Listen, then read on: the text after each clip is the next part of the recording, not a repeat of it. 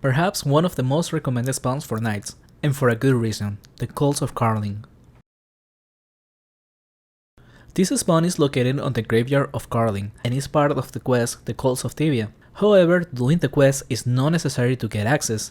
That's only if you intend to do the boss. To access the spawn, all you need is to pick up the key 3520, which you find at this chest on this building. After that, head to the graveyard and go down. Then use the torch on the wall southwest from the stairs, and that will remove the secret wall to the south. Go there and use the key to open this door, and that's it. By the time you leave, it's likely the wall will be closed again. To open that, use the torch nearby.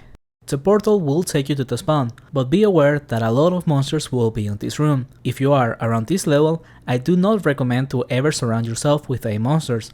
So instead, bring a firebomb, and once inside, head in any direction towards the halls and block the path with the firebomb. None of these monsters walk through fire, as long as you don't attack them, so this will help with the clearing process. After this, you just gotta follow the halls doing a lap across the cave. The way I will do the middle room is by first doing half of it by the south when I get there, and then the remaining when coming from the east. Because just like when you first enter, it's important to avoid doing a big lure at this level, which is a mistake a lot of players do when hunting here. The amount of damage they do is too high if there is a lot of monsters, so it forces you to use a health potions over your spells, and also stops you from using mana potions, which just creates a cycle on where you need to constantly heal yourself, and at the same time you're always missing mana to attack. This lowers the experience by a lot, so as you can see, I'm always moving. That's part of kiting as a knight. Not only do I avoid surrounding myself with more than I can take, but also when I don't have enough monsters on me,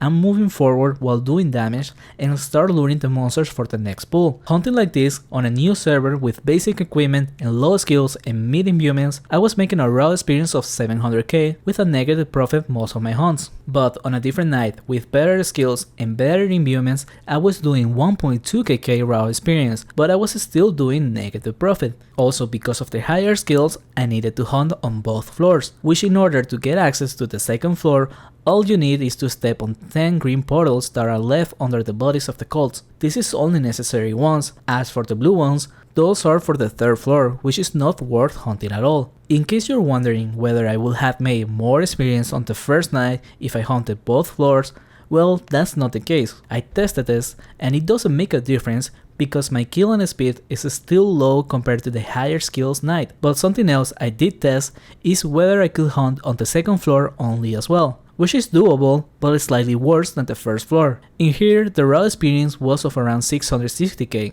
With this, I just want you to understand that sometimes if you see somebody else doing more experience, it could just be because they have a better character. Although, in the case of knights, even though it is important to have high skills, it's just as important to get the best imbuements. The main reason I was able to do better on the second night was the imbuements, because the skills on that night are not that high either, just better than the average character on a new server. So back to the imbuements, since I was using 2 tier 3 mana leech, I was getting way more mana from my attacks, and I was able to make bigger pulls and using health potions to heal myself without running into mana issues. Look at the comparison of supplies and damage done in about the same amount of time. If you're able to get a friend to do the tier 3 imbuements for you, it would be a massive boost for your hunts. And if not, well, still get at least a tier 2, because they're still a big deal. That's all I got for this one. I hope it was helpful, and if it was, consider subscribing. If you want more places to hunt as a knight, please check out this playlist, and thank you for watching.